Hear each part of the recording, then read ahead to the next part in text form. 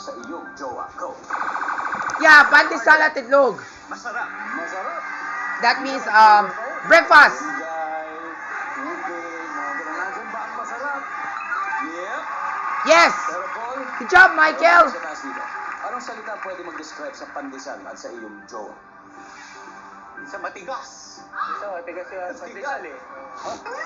Matigas. Yo, Brother Paul. Lalo na pag in-flex mo. Pero hindi, alam nyo, ang pandesal, pag iniwan yung talagang matagal, di ba sa hindi kinakain, tumitigas naman talaga yun. Oo naman talaga naman eh. Andyan ba ang matigas? Oo. Nice. Pero syempre mas mataas pa. Good yung one. faster play. Okay. Okay, let's play. Let's go. Charot, ano mo to? Okay. Ang magde-describe sa pandesal at jowa ay hot! Yes. Hot, like a hot baby junior.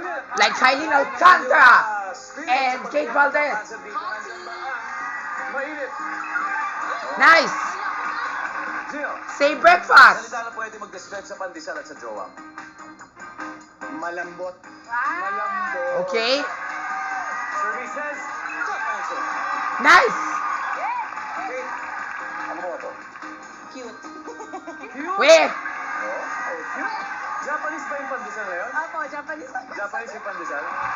Ano kaya yung Japanese pandesal na wala sa Pinoy pandesal? Sticky. Sticky.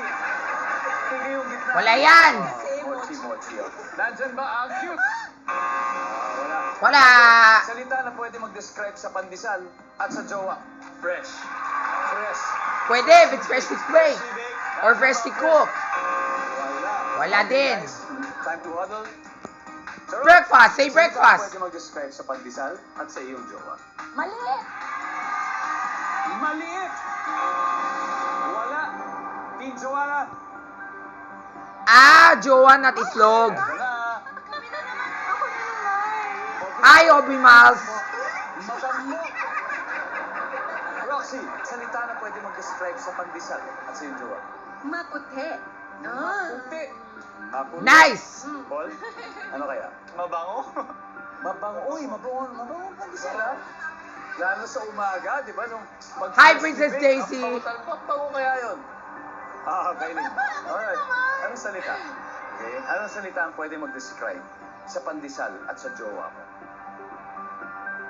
Mabango. Mabango. Okay. Let's go, girl.